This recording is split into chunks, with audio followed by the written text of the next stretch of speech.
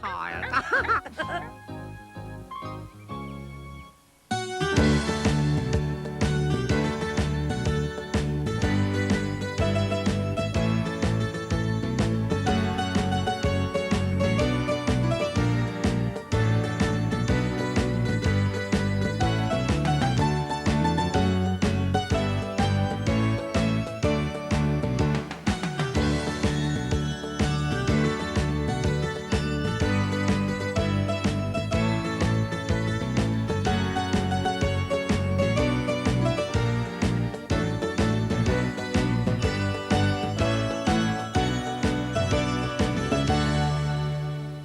No Ed Penny Crayon jumper today, but Penny Crayon is back at the same time next week. And stand by for those Teenage Mutant Hero Turtles. They're not too far away. However, now time for a little bit of book reading. Muckfield's Midnight Monster Match, Thomas Knew There Were Pirates in the Bathroom, and The Whales Song. It's not unusual to be loved. Not that Wales, Wales with an H.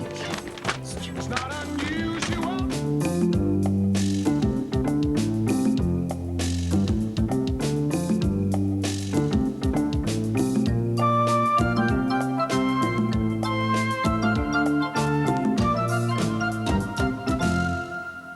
Muckfield's Midnight Monster Match. Muckfield United were probably the worst football team in the country. They never won any matches, so nobody wanted to come and see them play. One grey and gloomy afternoon, after just losing 27-0, Muckfield manager Ron Scratchit made an announcement. Listen, lads, we've no money. I'm going to have to shut down club. At that precise moment, the door burst open and in bounded the energetic club secretary, Doris Boot.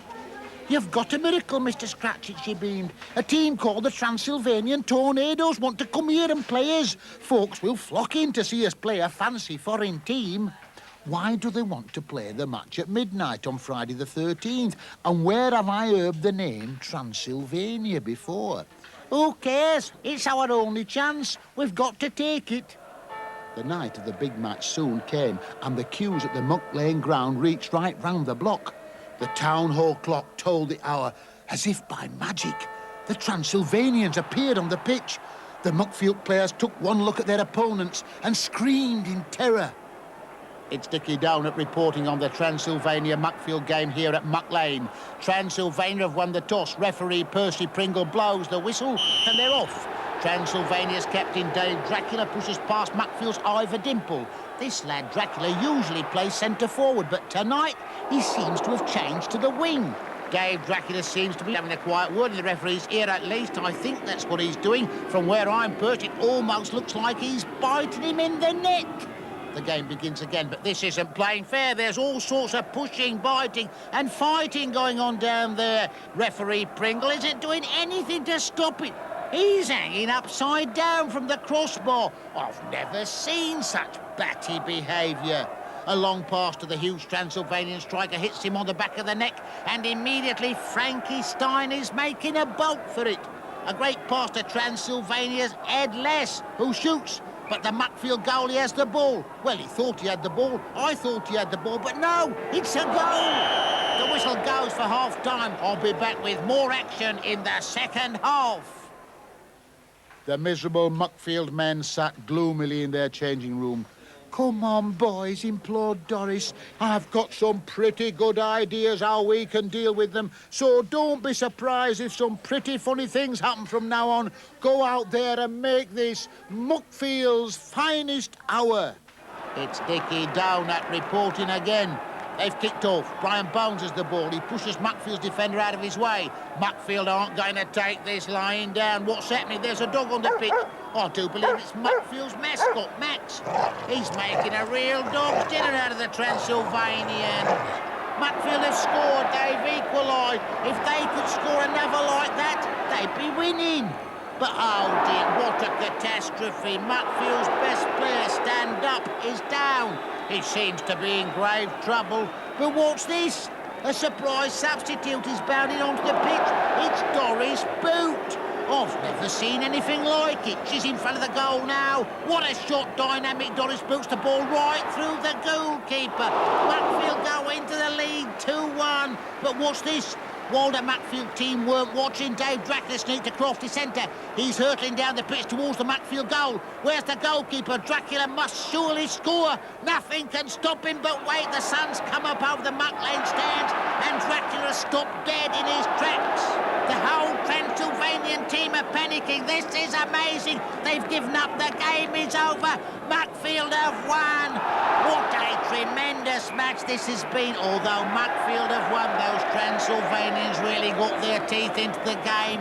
They certainly made an impression on me. So from Dickie Donut, it's goodbye and good luck.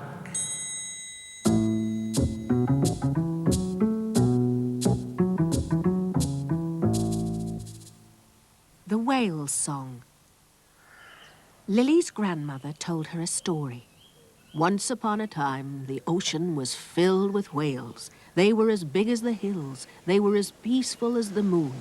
They were the most wondrous creatures you could ever imagine. Lily climbed onto her grandmother's lap. I used to sit at the end of the jetty and listen for whales. Sometimes I'd sit there all day and all night. Then all of a sudden I'd see them coming from miles away. They moved through the water as if they were dancing. But how did they know you were there, Grandma? How would they find you? Oh, you had to bring them something special, a perfect shell or a beautiful stone. And if they liked you, the whales would take your gift and give you something in return. What would they give you, Grandma? Once or twice I heard them sing. Lily's Uncle Frederick stomped into the room. Oh, you're nothing but a daft old fool. Whales were important for their meat and for their bones and for their blubber. If you have to tell Lily something, then tell her something useful. Singing whales, indeed. There were whales here millions of years before there were ships or cities or even cavemen. People used to say they were magical. People used to eat them and boil them down for oil. Lily dreamt about whales. In her dreams, she saw them as large as mountains and bluer than the sky. In her dreams, she heard them singing. In her dreams, they leapt from the water and called her name. Next morning, Lily went down to the end of the old jetty. Out of her pocket, she took a yellow flower and dropped it in the water. This is for you, she called into the air. Lily sat at the end of the jetty and waited. Then, as dusk began to fall, Uncle Frederick came down the hill after her. Oh, enough of this foolishness. Come on home. That night, Lily awoke suddenly. The room was bright with moonlight. She could hear something in the distance, on the far side of the hill. She raced outside and down to the shore. There, enormous in the ocean, were the whales. They leapt and jumped and spun across the moon. Their singing filled up the night. Lily saw her yellow flower dancing on the spray. Minutes passed, or maybe hours. Suddenly, Lily felt the breeze rustle her nightdress and the cold nip at her toes. Then it seemed the ocean was still again, and the night black and silent. Lily thought she must have been dreaming. Then, from far, far away, on the breath of the wind, she heard, "Lily, Lily." The whales were calling her name.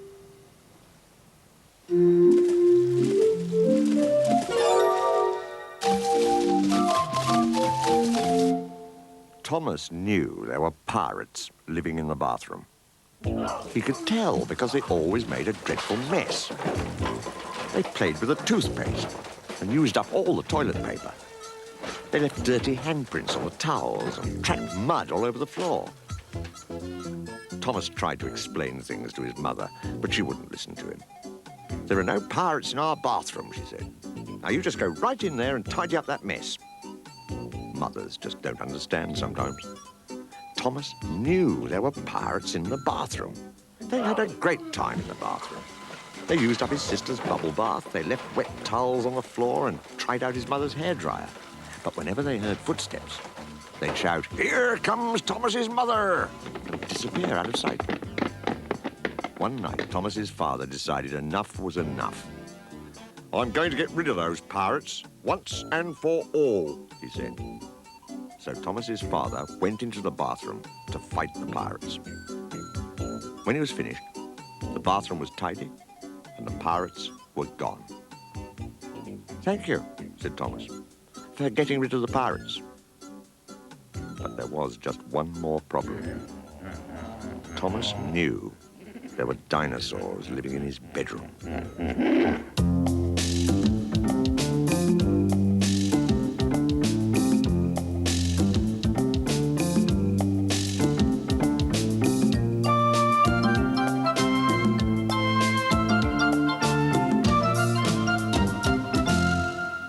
I don't think I'd like dinosaurs living in my bedroom, but then again, you never know. Now, it also kind of ties in with one of the books next week, which is Where the Wild Things Are, and also on next week's Harum, Scarum. Watch out for Katie Morag and the Big Boys' Cousins, and Never Keep a Python as a Pet, which is good sound advice.